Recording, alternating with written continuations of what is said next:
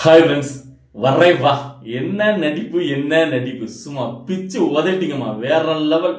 உங்களுக்குலாம் ஆஸ்கார் அவார்டே கொடுக்கலாம். ஆஸ்கர் என்ன ஆஸ்கரை விட பெருசா எதா இருந்தா கூட உங்களுக்கு பொருத்தமா தான் இருக்கும்.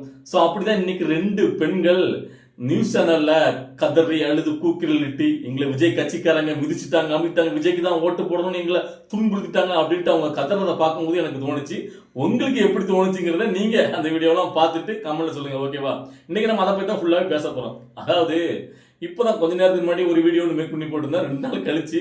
அதாவது திமுகவினுடைய அராஜகம் கொந்தளித்த விஜய், அதாவது சென்னையில தமிழை வச்சு கத்து சேர்ந்தவங்க சர்வே எடுக்க போறதா வீடோட போயிட்டு விஜய் எவ்வளவு செல்வாக்கு பெற்றிருக்காரு அதை பத்தி எடுக்க போயிருக்காங்க.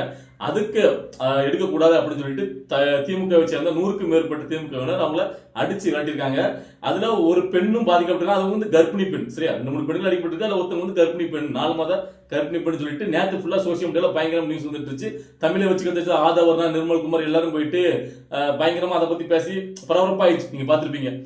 அது முக்கியமா எல்லாருடைய மக்கள் எல்லாரும் அதை உச்சு நோக்கிட்டு இருந்தாங்க. திமுக எவ்வளவுக்குள்ள ஒரு ஆளுங்கட்சியா இருந்து எவ்வளவுக்குள்ள ஒரு அட்ராசிட்டி பண்றாங்க, காவல்துறை இருந்தும் காவல்துறை முன்னிலையிலே எப்படி அடிக்கிறாங்க எல்லாத்தையும் பொதுமக்கள் பார்த்துட்டு இருந்தாங்க. சோ அப்படிங்கும்போது இது வந்து வேற மாதிரி திசை திரும்பிச்சு. யாருக்குனவே ஆல்ரெடி உங்களுக்கு தெரியும் விஜய் அவர்கள் செல்வாக்கு நாளுக்கெல்லாம் கூட்டிகிட்டே இருக்கு. அப்படிங்கும் போது இதுவும் பெரிய ஒரு தாக்கத்தை ஏற்படுத்துது. அப்படின்னு உடனே இன்னைக்கு ஒரு ட்விஸ்ட் அடிச்சாங்க பாருங்க. சோ அதுதான் இப்ப நியூஸ் சேனல் நான் பார்த்தேன். அதான் கேட்டீங்கன்னா நான் வந்து இது வந்துட்டு என்ன தெரியல, எடுத்த உடனே ஒரு நியூஸ் வருது. நேற்று வந்த விஷயத்தை தான் அதை தான் போட்டுருக்காங்க போல. எந்த பெண் பாதிக்கப்பட்டவங்க அவங்க தமிழை வச்சுக்கிறது சேர்ந்தவங்கன்னு பார்த்தா அப்படியே உல்டாவா இருக்கு நியூஸ். அந்த 2 பெண்களும் தமிழை வச்சுக்கிறது சேர்ந்தவங்க இல்ல. அவங்க சொல்றதை நீங்க அப்படியே கேளுங்க. அவங்க யாரோட சொல்படி கேட்கறாங்க, யார் சொல்படி இப்படி பேசுறாங்க எல்லாமே உங்களுக்கு புரியும். அதாவது அந்த 2 பெண்கள் சொல்றாங்க மொத்தங்க, அதாவது நான் வந்து தனியா இருக்கேன், என் வீட்டுல திடுதிடுனாப்புல ஒரு ஆண்கள் பெண்களும் ஒரு 5-6 பேர் 10 பேர்கிட்ட வந்துட்டாங்க. வந்துட்டு நீங்க யாரு, உங்க பேர் என்ன, உங்க வீட்டுல எத்தனை பேர் இருக்காங்க, எத்தனை பேர் ஆண்கள், எத்தனை பேர் பெண்கள் அப்படின்னு கேட்டாங்க. அதுக்கப்புறம் உங்களுடைய ஆதார் கார்டு கொடுங்க, உங்களுடைய ஜிபே நம்பர் கொடுங்க, இப்படிலாம் கேட்டுட்டு அதுக்கப்புறம் நீங்க வந்து விஜய் தான் ஓட்டு போடணும் அப்படின்னாங்க. நான் சொன்னேன், ஏங்க நான் எதுங்க விஜய் ஓட்டு போடணும், எனக்கு யாருக்கு தோணுதோ நான் போட போறேன், நீங்க ஏன் என்ன சொல்றீங்க, அது என்னோட சுய விருப்பம், ஜனநாயக உரிமை, நீங்க எப்படி பேசலாம் அப்படின்னு கேட்டதுக்கு, இல்ல நீ விஜய்க்கு தான் ஓட்டு போடணும்னு சொல்லி ஒருத்தர் என்ன டபால் அடிச்சான், ஒருத்தர் வந்து என் வயிற்றுல எட்டி மிச்சிட்டான், எனக்கு ஆபரேஷன் பண்ண உடம்பு, இப்படிலாம் பண்ணா எப்படிங்க, எங்களுக்கு பெண்களுக்கு பாதுகாப்பு இல்லைங்க, இவங்க இப்படி ஆட்சிக்கு வர முன்னாடியே இவ்வளவு கூட நடந்தாங்கன்னா நாளைக்கு ஆட்சிக்கு வந்தாங்க எப்படிங்க இருக்கும், அப்படி இப்படின்னு அந்த பெண் பேசுறாங்க.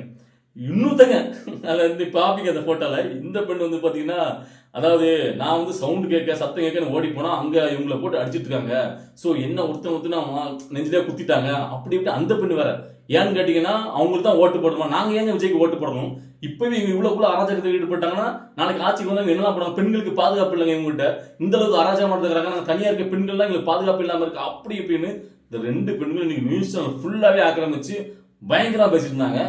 அதை பார்த்த உடனே உண்மையிலேயே சொல்லுங்க, நீங்க எந்த கட்சிக்கு சார்பாகலாம் சரி, அதாவது அதிமுக, பாஜக, நாம் தமிழர், மனசாட்சிப்படியே நீங்க சொல்லுங்க, நீங்க தமிழை வச்சுக்கிறதுக்கு ஆதரவு உள்ளவங்களா இருக்க வேண்டாம், தமிழை வச்சுக்கிறது சேர்ந்தவங்களா இருக்க வேண்டாம், பொதுவாக உள்ள மக்கள் யாரா இருந்தாலும் இதை பார்த்த உடனே உங்களுக்கு எப்படி தோணும்? நடிப்பான்னு உங்களுக்கு தோணுதா இல்லையா?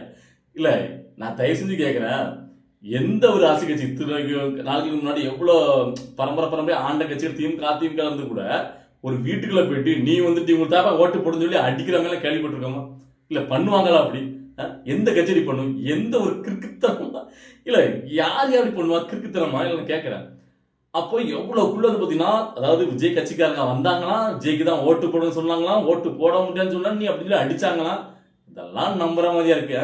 தேர்தல் நேரத்துல அவனும் ஒரு ஓட்டுக்கு காலில் விழாத குறைய கெஞ்சிட்டு கிடப்பானுங்க, அம்மா ஓட்டு போடுறது உங்களுக்கு நான் என்ன பண்ண சொல்லுங்க, அப்படி இப்படின்னு தான் நம்ம பார்த்துருக்கோம்.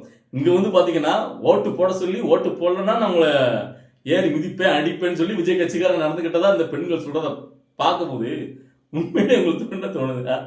இது நான் சொல்லி தெரியல, இதை வந்து திமுக கட்சிக்காரங்க பார்த்தாலே விழுந்து சிரிப்பாங்க, நம்மளுக்கு என்ன பெர்ஃபார்மன்ஸ் பண்றாங்க அப்படின்ட்டு. உண்மையிலே அப்படிதான் தோணுது. என்னங்க நடந்துட்டு இருக்கு நம்ம நாட்டுல? இல்ல சினிமா துறையில் நடக்கிறதா எல்லாமே அப்படி நிஜத்திலே நடக்குதுங்க. நம்ம நாட்டுல விஜய்க்கு ஒரு மனுஷன் கட்சி ஆரம்பிச்சுட்டு வந்தாலும் வந்தாரு, ஏகப்பட்டவருடைய முகத்திரை கிழிச்சு தொங்க விடுக்காரு மனுஷன். அதுல ஒண்ணுதான் இது. இதெல்லாம் எனக்கு உண்மையிலே வேற லெவல். உண்மையிலே நானா வந்து நான் அசந்துட்டேன், என்னடா இப்படிலாம் கூட பெர்ஃபார்மன்ஸ் பண்ணுவாங்களா அப்படின்ட்டு. ஒரு பக்கம் பார்க்க போனா அந்த பெண்களுடைய ஏழ்மையும் ஒரு காரணம். இதை வந்து நான் வந்து எப்பவுமே பார்த்தீங்கன்னா பெண்களை வந்து பார்த்தீங்கன்னா தவறாக எதுவும் விமர்சிக்க மாட்டேன். உங்களுக்கே தெரியும், எந்த இடத்துலையும் பெண்களை பற்றி விமர்சிக்க கிடையாது. இப்போ கூட அந்த பெண்களுடைய ஏழ்மை தானே எல்லாமே. நம்ம வந்து பார்த்தீங்கன்னா இப்போ இப்படிலாம் பேசினா நம்மளுக்கு ஏதாவது ஒரு அவங்களுக்கு ஏதாவது ஒரு ஆதாயம் இருக்கலாம். ஸோ அவங்களாம் கஷ்டப்படுற இடத்துல இருந்து வராங்கனால ஸோ அவங்களுக்கு இப்படிலாம் பார்த்தீங்கன்னா பேச வச்சிடறாங்களோ அப்படிங்கிறது நம்மளுக்கு தோணுது. ஆஹ் என்ன பண்றது, நம்ம நாட்டு எல்லாமே மாறணும்ல. ஸோ அதுதான் புதுசாக ஒரு ஆதரிக்கணும்னா இங்கே எப்படிலாம் நடக்குது பாருங்க. ஸோ நேற்று நம்ம கணிச்சோம், அதான் கேட்டிங்கன்னா இதாவது ஒன்று வித்தியாசமாக பண்ணுவாங்க, இது ஃபுல்லாகவே பார்த்தீங்கன்னா விஜய் அவர்களுக்கு பாசிட்டிவாக போயிட்டு இருக்கு, அப்போ இதை வந்து மடமாத்துறதுக்கு திமுக சேர்ந்து ஏதாவது நடக்கும் அப்படின்னு எதிர்பார்த்தோம். கட்சி தான் பண்ணிட்டாங்க. அதாவது நீங்கள் ரீசெண்டாக பார்த்துருப்பீங்க, ஒரு ரிப்போர்ட்டர், அதாவது நியூஸ் தமிழ் சேனல் ரிப்போர்ட்டரை ஆளுங்கட்சியை சேர்ந்த எம்எல்ஏ எப்படி தாக்குனாருன்னு பார்த்துருப்பீங்க. அதுக்காக உட்காந்து எல்லாரும் குரல் கொடுத்து கண்டிச்சு குரல் கொடுத்தா யார் அடிச்சாரோ அவங்களுக்கு சார்பாகவே அடி வாங்கினவருக்கு எதிராக யார் அடி வாங்கினாங்களோ அவங்க மேலே வழக்கு பதிவு. அந்த லட்சத்துல இருக்கீங்க. ஸோ அப்படி இருக்கும்போது இது மட்டும் எப்படி மாறும் நினைச்சோம், நான் பக்கா பண்ணிட்டாங்க. சரி, ஓகே, வேற என்னதான் சொல்ல. இந்த 2 பேர் பேசுறதையும் பார்த்த உடனே எனக்கு உடனே ஒரு வீடியோ மேக் பண்ணு தோணுச்சு. அதாவது பணம், பலம், அதிகாரம் எல்லாம் இருந்தா என்ன வேணா செய்யலாம், மக்களிடையே எப்படி வேணா ஒரு விஷயத்த போர்ட்ரேட் பண்ணி கொண்டு போய் நிப்பாட்டலாம் அப்படின்ட்டு இந்த அதிகாரத்தில் உள்ளவங்க நினைக்கிறாங்க. ஆனா உண்மையா மக்கள் வந்து தெரியும்ல, இது நடிப்பா, இது பொய்யா, இது உண்மையாங்கிறத. நான் அந்த அளவுக்கு முட்டாள் மக்கள் எல்லாரும் என்னையா நடக்குது, நீங்களை இன்னும் வந்து கேனப்பையிலாவே நினைச்சிட்டு இருக்கேங்கிற மாதிரி மக்கள் யோசிப்பாங்க. அப்படிதான் இருக்கு, இவங்க பண்ற எல்லாம் முட்டாத்தனமா இருக்கு. ஸோ இது எல்லாமே விஜயவர்களுக்கு ஒரு ப்ளஸ், எல்லாமே ப்ளஸ்ஸாக தான் அமைஞ்சிட்டு இருக்கு. ஸோ இன்னும் அதிகபட்சமாக தேர்தல் சமயத்தில் நிறைய வித்தைகள் நடக்கும், எல்லாமே நம்ம வேடிக்கை பார்க்கலாம், நல்ல இன்ட்ரெஸ்டிங்காக இருக்கும் அரசியல். தேர்தலில் வந்து பார்த்தீங்கன்னா தடவை இது வரைக்கும் நடக்காத அளவுக்கு பணம் பயங்கர அளவில் கட்டுக்கட்டாக பணம் வேட்டையாடும். ஸோ எவ்வளோ தான் பணம் கொடுத்தாலும் அது உங்களுடைய பணம் தான். நான் திரும்ப திரும்ப எல்லா வீடியோலையும் ஒன்று மென்ஷன் பண்ண நினைக்கிறேன். அதாவது இந்த தடவை ஓட்டு போடக்கூடிய வாக்காளர்கள் நீங்கள் எந்த கட்சிக்கு வேணாலும் ஓட்டு போடுங்க, நான் வேண்டாம்னு சொல்ல மாட்டேன். ஆனால் பணத்தை கொடுத்து ஓட்டு போடுங்கன்னு சொல்கிற கட்சிக்கு மட்டும் ஓட்டு போடாதீங்க.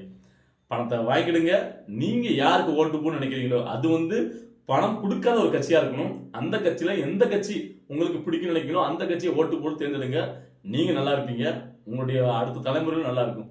அதை விட்டுட்டு இவன் கட்சிக்காரன் பணத்தை வாங்கிட்டோம், ஸோ இவனுக்கு நம்ம நஞ்சுணர்வாக இருக்கணும், விசுவாசமாக இருக்கணும், எப்படி துரோகம் பண்ணலாம், ஐயோ அவன் சத்தியம் வாங்கிட்டானே அப்படி இப்படி எந்த ஒரு குச்ச உணர்ச்சியும் உங்களுக்கு வேண்டாம். ஏன்னா இது உங்களுடைய பணம். இந்த மாதிரி நேரத்தில் தான் உங்களுக்கு வேற ஒரு வடிவில் உங்கள்கிட்ட வந்து சேரும். அதனால இப்போ நீங்கள் வேண்டாம்னு சொல்லிட்டீங்க கூட உங்களுக்கு நாளைக்கு அவனே சப்போஸ் ஜெயிச்சா கூட உங்களை எதிரியாக தான் பார்ப்பான், நீங்கள் எதுவும் அவன்கிட்ட போய் நிற்க முடியாது. ஸோ அதனால யார்கிட்ட நம்ம பகிச்சுக்கிட்டு நம்மளாம் சாதாரண மக்கள்.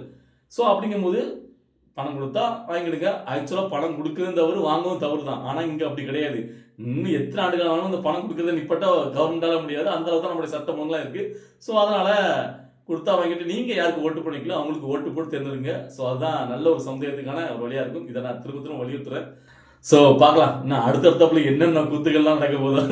ஆனால் அரசியல் இந்த தடவை வேற மாதிரி போதியா, இன்னும் 2 மாசத்துல வேற லெவல் என்டர்டைன்மெண்ட் காத்திருக்கு, அது மட்டும் நம்மளால சொல்ல முடியும். சரி, ஓகே, இன்னைக்கு பார்க்க போது உங்களுக்கு என்னென்ன தோணுச்சு அப்படின்றத உங்களுடைய கருத்துக்களை கமெண்ட்ல பதிவு பண்ணுங்க. நம்ம அடுத்த வீடியோவில் பார்க்கலாம். பாய்.